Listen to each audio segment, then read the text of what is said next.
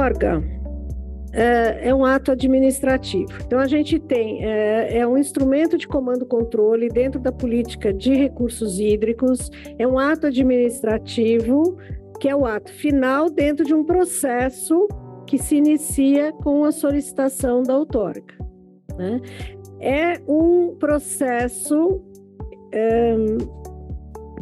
equivalente ao que é o licenciamento ambiental, menos complexo, vamos dizer assim, mas sob o direito administrativo, ele é um ato administrativo final que autoriza o uso privativo da água, que é um bem público. Então, eu acho que isso é importante a gente falar. A outorga é uso privativo de um bem público. E qual o objetivo inicial da outorga, né? O objetivo inicial era conhecer o balanço hídrico. Lá em 34, quando foi editado o Código de Águas, a outorga serviu para quê? Para estabelecer um instrumento de conhecimento do balanço hídrico nacional, né? E hoje ele é um efetivo direito, né? Exercício de direito de acesso à água e de usos múltiplos. Então, porque quando o órgão gestor de recursos hídricos vai conceder outorga, ele tem que se basear em vários instrumentos existentes, tem que pensar em uso múltiplo, quer dizer, a outorga não é dada como um valor absoluto, mas um valor relativo dentro da sua bacia hidrográfica. Pode passar, por favor. Então, a gente já falou que o prazo é de até 5 anos prorrogáveis. Existe a figura de outorga preventiva no país, né? Para declarar a disponibilidade hídrica antes de um empreendimento, da construção, da instalação, da operação do empreendimento. Quem concede a outorga é o detentor do domínio. E na análise dos pedidos de outorga, o gestor tem que considerar a interdependência entre as águas superficiais e as águas subterrâneas. O que é importante? A outorga não é alienação do direito. O direito é um direito que... A outorga não é um direito que você pode exercer, por exemplo, como um direito real ou um direito que é incontestável. A outorga do direito de uso da água depende da existência da água. E não é um direito adquirido, não tem como ser um direito adquirido. Por isso é tão importante manter as vazões para garantir ao máximo de usuários possível o acesso à água, contando com que a prioridade é o consumo humano e a dessedentação dos animais, né? Pode passar, por favor. Quais são os usos que dependem da outorga? Então, derivação, captação de água superficial e subterrânea, lançamento de efluente, que deveria ser 100% tratado, né? Porque a outorga pressupõe que o efluente, voltamos lá para o enquadramento, a outorga de lançamento de efluente pressupõe que a qualidade desse efluente seja compatível com a classe do rio, independentemente da situação atual. Ele pode estar super poluído, mas ele tem que estar compatível com a classe designada para aquele rio, que é o enquadramento. Se ele está ou não na classe X é outra questão, mas nem o órgão licenciador, nem o órgão que vai conceder outorga pode deixar de olhar a classe da água. E usos que alterem o regime, que, por exemplo, é um barramento de um rio para melhorar uma tomada de água particular, por exemplo. Tá? Pode passar. Tá, então, antes de falar do valor de referência, só para lembrar o seguinte: existem usos que a lei chama de usos insignificantes. A lei fala em uso insignificante, já devia ter sido mudado desde o começo, Porque se a gente olhar o papel da água no século XXI, a importância da água, nada é insignificante, nenhuma gota d'água pode ser considerada por lei insignificante. O que quer dizer o seguinte, são os limites de uso que são considerados passíveis de dispensa de outorga e, consequentemente, da cobrança pelo uso da água. Então, por exemplo, até 15 litros por segundo, não, até 15 litros por dia de um manancial, você não precisa nem pedir outorga. Agora, não precisa ter outorga, mas tem que registrar para fazer o cadastro, porque senão o balanço hídrico fica furado, certo? Então, a dispensa não é do cadastro, a dispensa é da outorga e, eventualmente, da cobrança. Isso vale para águas superficiais e para águas subterrâneas. A resolução CONAMA 357, ela dá o conceito de vazão de referência. Então, eu vou ver se eu consigo explicar a vazão de referência. Talvez tenha gente aqui que sabe explicar melhor. O Marco Palermo sabe explicar muito melhor do que eu, mas quem quiser ter um aprofundamento e entender tudo, principalmente quem é da área jurídica, embora o Ministério Público Federal tenha um livro muito bom sobre enquadramento, que eu tenho, a vazão de referência é o seguinte: com todas as outorgas concedidas, é preciso manter um nível no rio que normalmente se considera o nível mais baixo que existe a cada 10 anos. Aí existem alguns limites que, por exemplo, no estado de São Paulo vale um limite, aqui para Ana vale outro, no estado de Goiás vale outro, que são os limites X% do mínimo limite que já aconteceu em 10 anos no Rio ao longo dos últimos, 80 anos, vamos dizer assim. Qual é a ideia da vazão de referência? É não acabar com o rio. Agora, além da vazão de referência, que está previsto na lei, existe a vazão ambiental. Quer dizer, você tem que... isso é uma coisa... Eu não sei até que ponto é recente, né? Não é tão recente assim, mas no Código de Águas de 34, por exemplo, ele não pensava... Você estava pensando na água para gerar energia elétrica. Não havia legislação ambiental em 1934. Não havia preocupação com degradação ambiental. Então, ao longo do tempo, houve nas próprias universidades, né? Ao longo do tempo, houve uma expansão de um conhecimento olhando a água como água H2O para ser utilizado e alocado, né? A ideia de alocação de água para os vários usos, além da energia elétrica, sem considerar a água inserida num bioma, num contexto de biodiversidade, sem considerar a relação entre água e floresta, que é fundamental para manter, a floresta é fundamental para a manutenção da água, e outras questões ambientais que a gente pode passar a tarde falando, mas não é esse o ponto. O ponto é dizer o seguinte: o máximo de vazão outorgada de um corpo hídrico, ou de um trecho de um corpo hídrico, dentro da gestão de recursos hídricos, só pode ser aquela que mantenha o rio vivo, né? Aqueles professores que falam assim, deixa água para os peixinhos também, não só para as pessoas, os peixinhos também precisam da água. Então, existe assim, como eu mostrei aqui na resolução 357, que é do CONAMA, Conselho Nacional de Meio Ambiente, a classe 3 e 4 não fala de proteção de comunidades aquáticas, como se elas não existissem nos rios, né? Comunidade aquática eu não estou considerando. Rio morto. Mas se eu navegar e for bonito de longe, porque de perto a gente não chega, não dá para chegar, por causa do odor, aí tudo bem, classe 4, ok, a gente está bem. Então não é assim, quer dizer,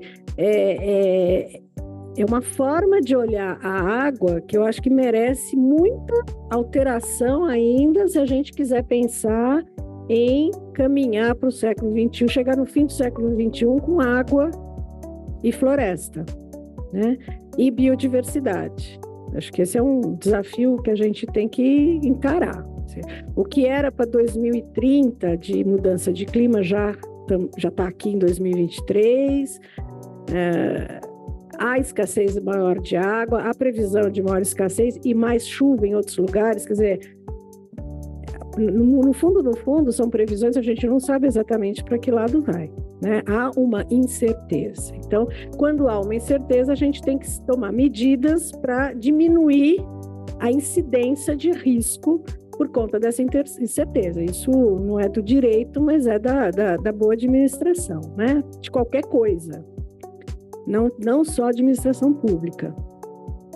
Então, a vazão de referência é isso, quer dizer, se começou como mínimo para o rio continuar correndo, e se considerar que o rio está poluído, se eu mais tiro água dele, pior vai ser a qualidade dele. Então, além da qualidade, eu preciso pensar na manutenção do corpo hídrico enquanto elemento, um bem ambiental. A água é um bem ambiental e é base de biodiversidade. Tem um conjunto da biodiversidade que vive ali, a comunidade que é terrestre aquática. Então, essa é uma preocupação e isso é um ponto importante que deveria ser, ou deve ser, talvez na engenharia ambiental isso não seja um problema, mas em outras engenharias que têm alguma relação com a água. Porque se isso não for ensinado para os engenheiros, nos estudantes, o engenheiro formado não vai olhar isso e provavelmente, é possível que ele vá trabalhar no órgão de gestão de recursos hídricos. E se a gente não tem na cabeça essas ideias, a gente não vai levar em consideração essas questões. E custa caro isso para a sociedade depois, né?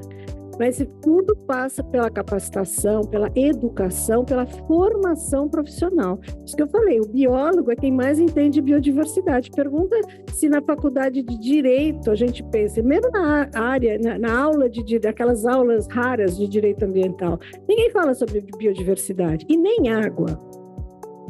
Fala sobre o processo administrativo de licenciamento ambiental.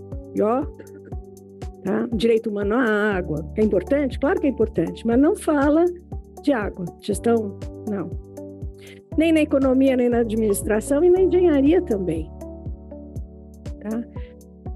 Exceção da engenharia ambiental, mas isso é uma questão importante para a gente pensar, porque a gente vai entendendo por que as coisas acontecem dessa forma. Tá? Pode passar, por favor.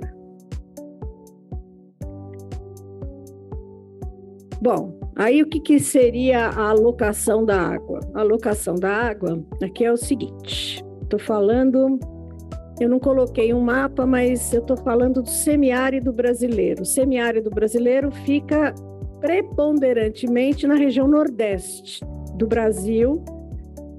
E qual é a situação do semiárido brasileiro? Pouca chuva, solo raso, por conta do cristalino de rocha, chove pouco, chove só. Quando chove apenas em alguns meses do ano. Qual foi? Oi? Não penetra. Então, vai embora. O pouco que chove vai embora. Mas chove. Então, qual é... e há uma população, assim, a população do semiárido brasileiro é muito grande, perto do número de pessoas que vivem em outras áreas do semiárido do mundo. Por que isso? Porque ao longo do tempo, como chove em alguns meses, começaram a ser construídas as obras hidráulicas. Então, tubulações, canais e os grandes açudes, né? Pelo Departamento de Obras contra a Seca, pela Codevasf, Companhia do Vale do São Francisco, isso nos anos lá 50, 60, o Brasil avançou muito nesse combate à seca. E esses reservatórios são exatamente o que garante água para as populações, né?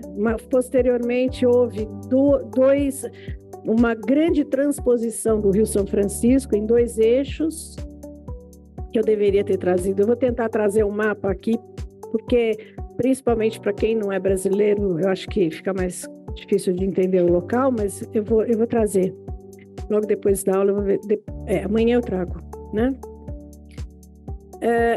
Se tem água suficiente, se chove só em alguns meses, então a água do reservatório, né, o jeito de olhar a água nesse semiárido brasileiro é muito diferente, porque eu sei que vai ter água até março do ano que vem. Quem é do semiárido aqui, pode falar, é março que começa a chover?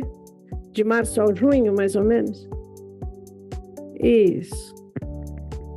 Chove. É o graças a Deus que chegou e vai até quando? Olha só.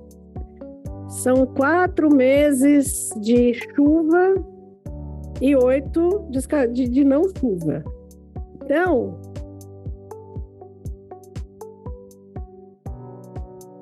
sim. Sim, vamos viver.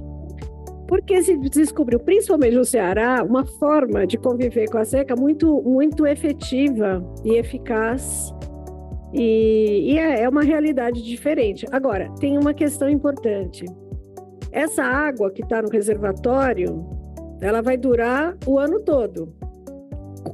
Tem que durar. Se não houver chuva, essa água vai acabar. Então, toda a alocação de água que se faz no semiárido é pelo prazo de 1 ano.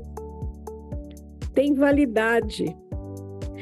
E todos os usuários, sociedade civil, órgãos gestores, sentam em audiências. Eu acompanhei isso muito durante a pandemia, reuniões assim de 3 horas, com uma tela com muitas pessoas discutindo, a ANA junto, o órgão gestor estadual junto, e é um trabalho que não tem muito, quer dizer, é muito complexo, mas ao mesmo tempo é a alternativa para obtenção de água de forma equitativa, porque senão acabou a época em que só alguns tinham acesso à água e os outros não participavam. Não, isso é um ganho de democratização no uso da água no semiárido brasileiro.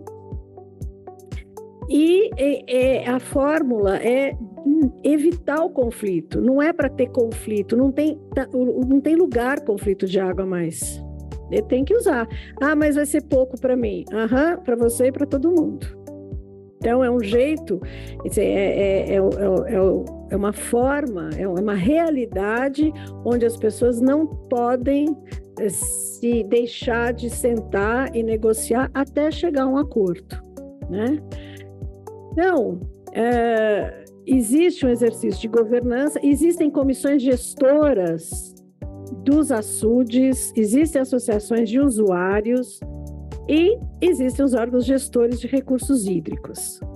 Então, o que acontece é que a cada ano, dentro dessa negociação, se fazem acordos, são editados os termos de alocação de água, e algo que mais ou menos inovador, que é resoluções conjuntas entre ANA e órgãos gestores estaduais, estabelecendo marcos regulatórios, que são as regras de outorga para esse ano ou até que a situação mude, né?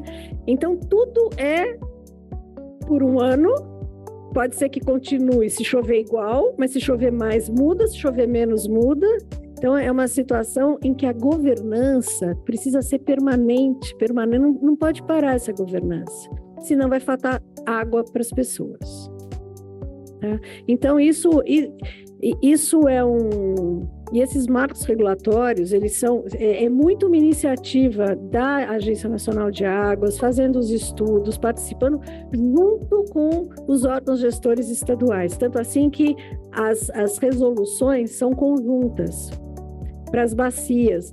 E aí entra uma questão interessante que não cabe aqui falar, mas eu acho que sugiro que vocês procurem. No próprio caderno Conjuntura de Cobrança da ANA, tem um tema sobre isso, e no próprio site da Agência Nacional de Águas você encontra todas as informações sobre as alocações de água, os termos, os marcos regulatórios, quais são os últimos editados, quais são as condições de uso para outorga, e tudo isso nós estamos falando de outorga, né? Então, eu vou fazer a alocação de água, eu vou ter um marco regulatório que dá a regra da outorga para os usuários para aquele ano, ou enquanto a situação de chuva permanecer igual. A previsão para esse ano é seca, né? Então mas é previsão, pode ser que tomara que mude, né? Porque El Niño, oi?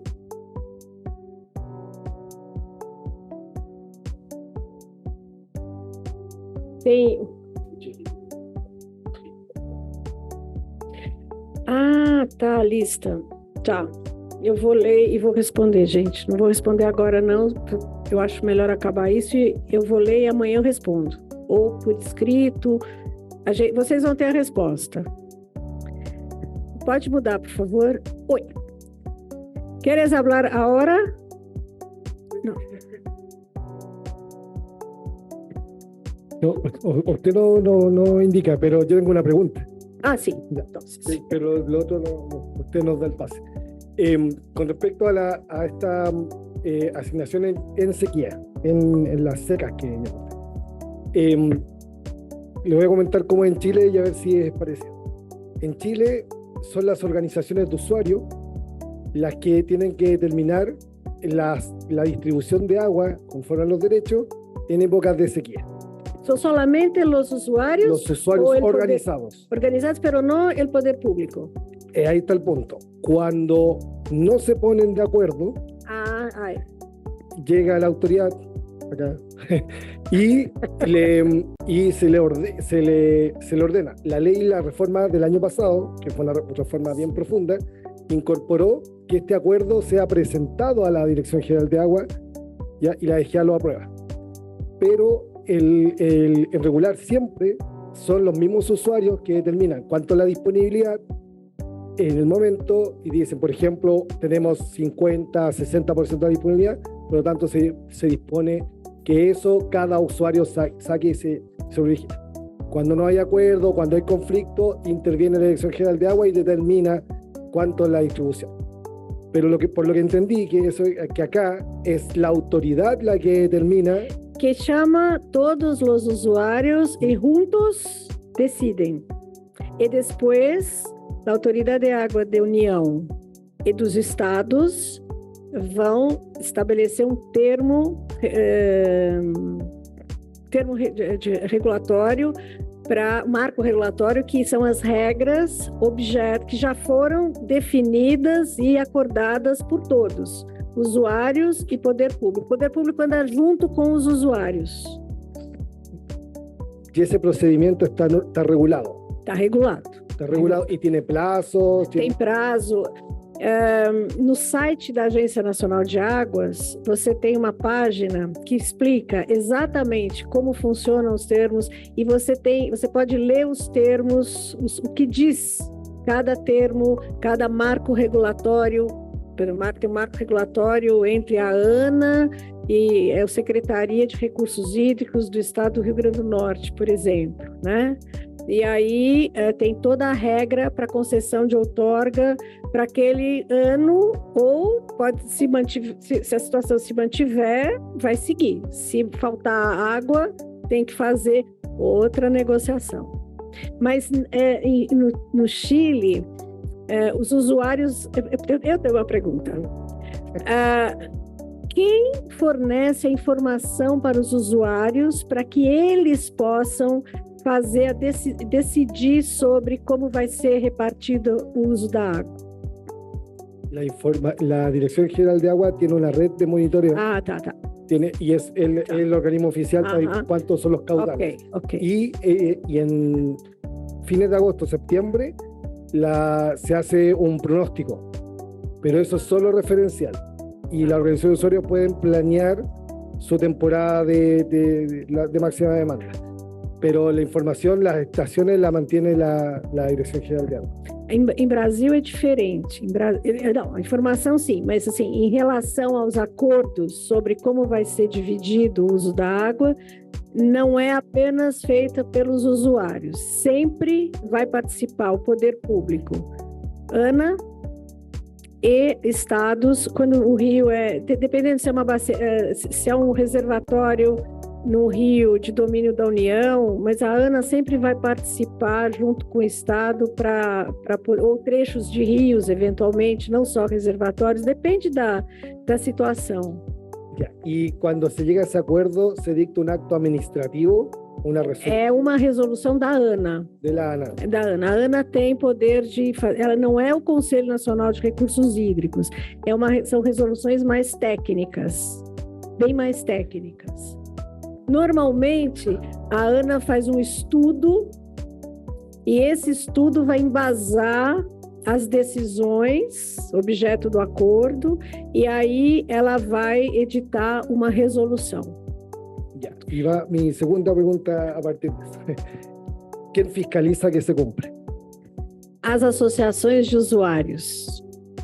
Junto com os órgãos técnicos, mas a associação, muitas associações são elas que se fiscalizam. Você quer falar um pouquinho? Não, é muito interessante isso, porque as associações não são públicas, não têm poder de polícia, mas nós estamos aqui juntos, um olhando o outro. É um controle, não é uma fiscalização administrativa. É um controle para saber se você usando mais, eu vou ficar sem água. Então, um olha o outro. É um controle social e muito efetivo, né? É porque todo dia...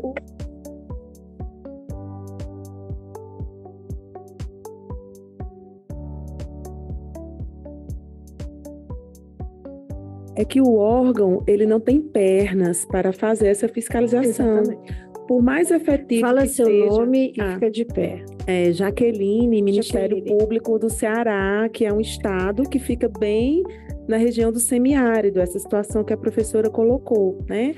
Então, o que acontece? Os órgãos fiscalizatórios, eles não têm pernas, não têm fiscais suficientes para fazer esse trabalho em campo. Então, a solução, de forma consensual, como colocou a professora, é que os próprios usuários, as associações comunitárias, o próprio comitê se organiza e ele que promove essa fiscalização. Então, é um controle social que é muito mais efetivo do que é realizado pelos órgãos públicos. Em alguns casos, essas associações fazem parte dos próprios comitês. No caso do Verde Grande, se eu não estou enganada, as associações de usuários, não uma, mas duas associações, que agora eu não vou lembrar o nome delas, mas elas estão dentro do comitê. Então, não é uma gestão alternativa de recursos de Estado, absolutamente dentro do sistema de comitês, só que é diferente, porque a situação é diferente. E a base legal é aquela diretriz que fala que a gestão vai ter que se adaptar à diversidade local. Para terminar, para aclarar, entonces, pero la asociación tiene facultades para imponer sanciones? Não. Mas aí ela vai chamar o órgão que fiscaliza oficialmente. O Ministério Público. Então, fala de novo, Fátima. Porque en Chile ambos. Primero, la organización de usuarios tiene atribuciones para sancionar a sus usuarios. Y además, la Dirección General de Agua tiene varias atribuciones y una de ellas, por ejemplo, es aplicar una sanción directamente al usuario infractor, o si es que la organización de usuarios no está cumpliendo con el acuerdo con su distribución, sancionar a la organização do usuário e iniciar um procedimento. Então, o que a gente está vendo é que no Chile funciona de um jeito diferente, né? Fátima, você quer falar? Porque o órgão gestor vem fiscalizar, se for necessário, e o Ministério Público participa das negociações também? Lá no Ceará, a gente até tem alguns colegas que são designados para acompanhar essa discussão dos comitês de bacias, né? E aí é muito comum haver essa reclamação, essa notícia de fato, que chega às promotorias de justiça, para que as promotorias de justiça façam essa intervenção. Então, a gente faz muito acordos, ajustamentos de conduta, pouca coisa deságua no Poder Judiciário, porque a gente já consegue fazer essa composição antes mesmo da judicialização. Então, o Ministério Público ele tem essa participação aí nessa... Não, é função importantíssima. Legal.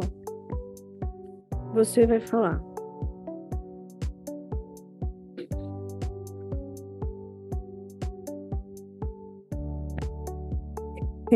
Jane, do Ministério Público do Rio Grande do Norte. Essa alocação, ela é muito importante também em períodos de chuvas extremas que podem acontecer eventualmente. Né? No Rio Grande do Norte, o Ministério Público foi chamado para participar de uma audiência, né, para alocação de água, porque um açude estava em reforma e a capacidade dele não conseguia ele estourar se continuasse chovendo aquela média que estava prevista, né? E alguns usuários dizem assim, mas se aumentar o volume de água para a jusante, nós vamos ficar sem água. E o órgão técnico dizia, não, nós temos água, a gente vai conseguir. Só que o medo de ficar sem água no período futuro não permitia que essas pessoas entrassem em consenso.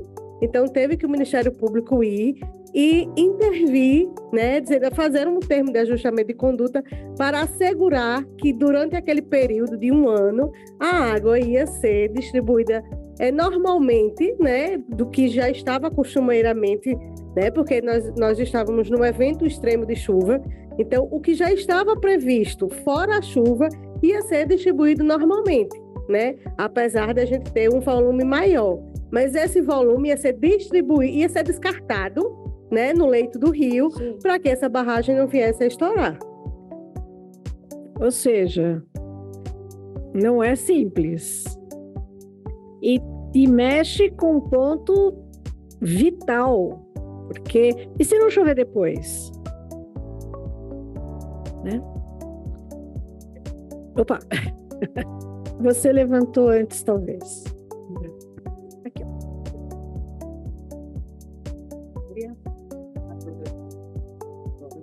Aperta ele. Tem que sumir a pilhazinha.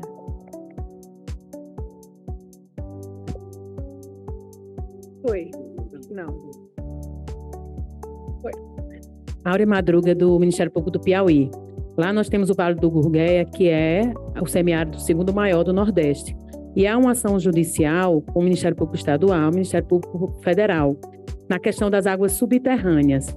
Então, minha pergunta é no sentido de que também passaria pelo comitê, já que a gente está falando de corpos hídricos superficiais, mas também seria nessa mesma questão, porque lá há os postos jorrantes, né, de Cristino Castro, daquela região, e visa justamente a organizar para servir a utilidade daquela água para a população, ter a utilidade social. Então, seria também nesse mesmo sentido a importância do comitê nessa temática? Sim, sim.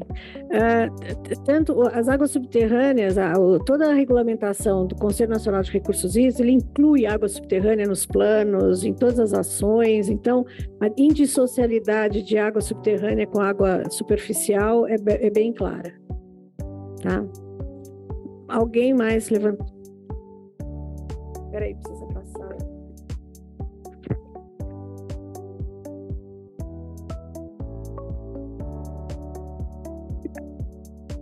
Zaira Pretel, de la Autoridad Nacional del Agua de Perú. Para compartir un poquito cómo es el otorgamiento de derecho de uso de agua en nuestro país.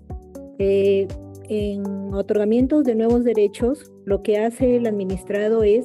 ¿Puedo pedir para hablar un poquito más alto para que todos puedan comprender? A ver, ahí. En el otorgamiento de nuevos derechos de uso de agua, lo que presenta el administrado es, antes del otorgamiento de derecho de uso de agua se requieren dos procedimientos, que es la acreditación de disponibilidad hídrica y la autorización de ejecución de obras. En el procedimiento de acreditación de disponibilidad hídrica, lo que presenta el administrado es una ficha, una ayuda a memoria del volumen de agua que necesita para el desarrollo de su actividad y la disponibilidad de la fuente de agua, ¿no? El ALA la autoridad efectúa la verificación para cotejar la información que está presentando el administrado y la disponibilidad de la fuente de agua, y en base a ello es que acredita la disponibilidad hídrica. Supongamos que la fuente de agua tiene un volumen menor al que él necesita, entonces se le otorga el volumen que durante ese periodo tiene la fuente de agua, ¿no? Se emite la resolución administrativa de acreditación, luego tramita su autorización de ejecución de obra de captación y en el tercer paso, llamémoslo así, se le otorga la licencia de uso de agua. En la actividad de fiscalización en los usuarios agrícolas la desarrolla las organizaciones de usuarios, junta de usuarios, los operadores de la infraestructura. En el caso de que se advierta de que el administrado consume un mayor volumen que el derecho que le ha otorgado la autoridad, informa a la autoridad y la autoridad es que inicia un procedimiento sancionador y le emite una resolución de sanción, ¿no? Poco se acude al Ministerio Público para que inicie alguna acción penal. La desarrollan principalmente con nosotros, con la autoridad, a través de la resolução de sanção. Então, sempre o poder público é quem vai solucionar as questões. Normalmente, é o poder público que resolve os conflitos e faz a fiscalização, né? Sí, todo lo relacionado con el uso del agua lo ve la Autoridad Nacional del Agua. Sí, muchas gracias. Tarsila, Ministério Público. Só para complementar o que foi dito agora, porque o Ministério Público no Brasil ele tem uma configuração diferente da América do Sul. Então, geralmente, o Ministério Público, a nível mundial, ele atua mais na questão criminal. E na parte de interesses difusos, coletivos, essas questões, por exemplo, proteção do meio ambiente, não é todo o Ministério Público que tem essa atuação. Então, a gente também tem que observar essas questões. Pelo tamanho do Brasil e também pelo engajamento da nossa sociedade civil, que nem sempre é tão fortalecida quanto em outros países, o Ministério Público acabou recebendo essa incumbência mais forte aqui. Tá certo. Obrigada, Tarsila. Voltando aqui. Pode voltar o slide, por favor? Isso aqui é um mapinha. Bom, então já que aqui é um mapa do semiárido brasileiro. Esse é o pedaço nordeste do Brasil. Eu vou tentar trazer um mapa que mostre o país todo. Tem um mapa bom do Instituto Brasileiro de Geografia e Estatística que mostra bem o semiárido. Mas vejam que vem até o Rio Pipiripau, no Distrito Federal. Tem alocação, tem todo esse processo aqui no próprio Distrito Federal, no Rio Pipiripau, tá? Tem também um programa de conservador de água, produtor de água, que é um programa de serviço ambiental, pagamento por serviço ambiental, no Pipiripau. Mas é isso, então é quase toda a região Nordeste, com exceção da zona costeira, mas o Ceará é aquele ali, ele está todo no semiárido, todo. Piauí também, praticamente todo no semiárido. É imensa essa região.